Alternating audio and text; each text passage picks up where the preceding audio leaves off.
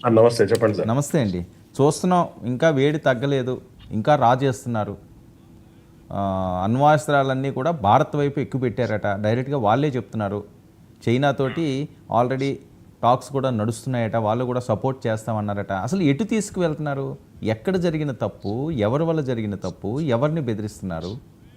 ఇదంతా కూడా ప్రధానంగా అమాయకమైన ఆ కమ్యూనిటీ మీద పడుతుందండి, ఎవరో చేసిన తప్పుకి. ప్యానెల్లో ఉన్న పెద్దలకి, అదే విధంగా ప్రేక్షకులందరికీ నమస్కారం అండి.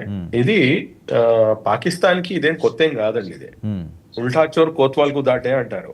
అంటే తప్పు వీళ్ళే చేసి మళ్ళా ఎదురుగా ఏంటంటే ఆ నర్మగర్భంగా లేకపోతే కవ్వింపు చర్యలకు పాల్పడటం. మేము అంటే ఈ రకంగా ప్రిటెండ్ చేస్తే ఏంటంటే వరల్డ్ మొత్తం కూడాను అరే వీళ్ళ తప్పేం లేదు కదా అన్నట్టుగా వీళ్ళ వైపు చూస్తారు అని చెప్పేసి ముందే ఒక అడుగేసి దొంగే దొంగ దొంగ దొంగ అని చెప్పి చేసినట్టుగా ఉంటుందన్నమాట ఇవాళ వ్యవహారాశైలి. మీరు ఇక్కడ గమనించాల్సినటువంటి అంశం ఏంటంటే ఆ ఏదైతే అరిచే కుక్క ఉంటుందో ఆ అరిచే కుక్క ఎప్పటికి కూడాను మొరిగే కుక్క ఎప్పటికి కూడాను కరవదండి. ఇప్పుడు వీళ్ళ యొక్క ఆర్థిక పరిస్థితి ఏ విధంగా ఉంది అనేది మనందరికీ తెలిసిందే. అత్యంత దారుణంగా, అత్యంత హీనాదిహీనంగా ఉన్నటువంటి పరిస్థితి వీళ్ళ ఆర్థిక పరిస్థితి. ఒక అంటే అబో మిడిల్ క్లాస్ పర్సన్ మాత్రమే ప్రెసెంట్ పాకిస్తాన్ లో ఉండగలుగుతారండి. బిలో మిడిల్ క్లాస్ లేకపోతే పావర్టీ లైన్ కింద ఉన్న వ్యక్తులు వీళ్ళందరూ కూడాను సౌదీకో లేకపోతే మస్కెట్ కో లేకపోతే ఒమాన్ కో అటువైపు వెళ్ళి వాళ్ళ జీవనోపాధి వాళ్ళందరూ కూడా ఎత్తుకునేటటువంటి పరిస్థితి. ఈ రోజున మీరు చూసుకుంటే కనుక మన దేశం నుంచి ఏదైతే ఆర్థిక పరమైనటువంటి లావాదేవీలు ఉన్నాయో అవన్నీ కూడాను ఎక్కడికక్కడ షట్ డౌన్ అయినాయి. ప్లస్ చదువుకోవడానికి వచ్చినటువంటి పిల్లలు కానివ్వండి, లేకపోతే ఇతర వ్యాపార రీత్యా వచ్చినటువంటి వాళ్ళు కానివ్వండి, కేవలం మా ఆంధ్ర రాష్ట్రం నుంచి నిన్న మన డీజీపీ గారు ఇచ్చినటువంటి రిపోర్ట్ పరంగా 21 మంది, మన విజయవాడ నుంచి 2 ఈస్ట్ గోదావరి వాళ్ళు, అంటే అందరు కూడాను అధికారికంగా ఉన్నటువంటి వాళ్ళు 21 మంది, వీళ్ళందరినీ కూడా పంపించారు. అదే విధంగా దేశవ్యాప్తంగా చూసుకుంటే కనుక 858 మంది ఏదో సంథింగ్ వాళ్ళు అటువైపు విజయవాడలోనండి. ఏపీ మొత్తం మీద 21 మంది పాకిస్తానీలు.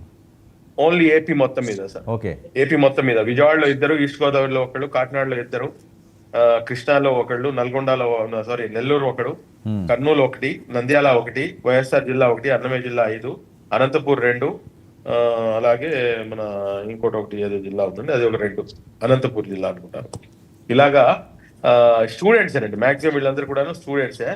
ఇక్కడ వీళ్ళ యొక్క పరిస్థితి ఏంటంటే అటు ఇటు కాకుండా అయిపోతుంది.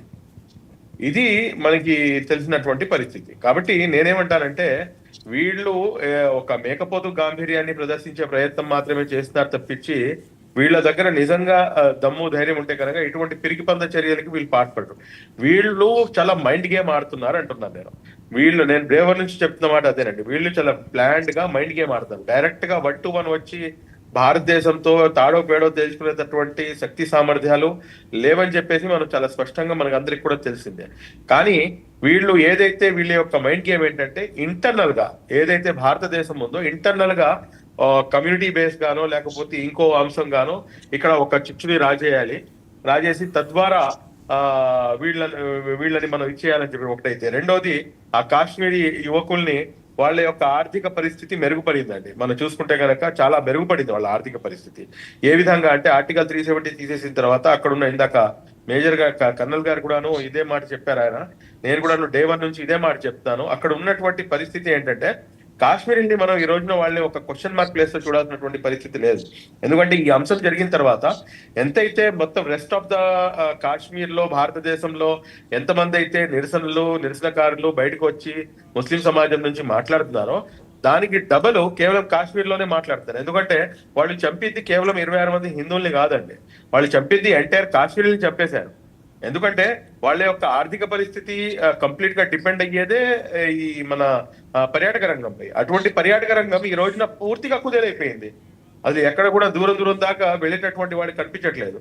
ఎప్పుడైతే ఇది జరుగుతుందో కాశ్మీర్ లో ఈ ప్రజలు ఏం చేశారంటే ఈ యువకులు వాళ్ళ యొక్క ఏదైతే జీవనోపాధి ఉందో వాళ్ళకి బ్రహ్మాండంగా దొరుకుతున్నప్పుడు ఇటువంటి పనుల వైపుకి, ఇటువంటి చెడు వ్యసనాల వైపుకి వీళ్ళు చూడరు. ఇప్పుడు దీన్ని వీళ్ళు దెబ్బ కొట్టంగానే ఏమవుతుంది, ఆటోమేటిక్ గా అక్కడ ఆర్థిక మాంద్యం లేకపోతే ఆర్థిక 3 పూట్ల తినాలి కదండి ఎవడైనా కానీ. ఇప్పుడు పర్యాటకులు అనేది రాకపోతే వాడు ఏం తింటాడు? ఎప్పుడైతే ఇది జరుగుతుందో రాబోయే 2-3 నెలల్లో ఏంటంటే ఈ యువకుల్ని నెమ్మదిగా డబ్బులు ఎరేసి వాళ్ళని మళ్ళా ఈ స్టోన్ ప్లేటింగ్ బ్యాచ్ ఏదైతే ఉంటుందో వాళ్ళందరినీ కూడా మళ్ళా తయారు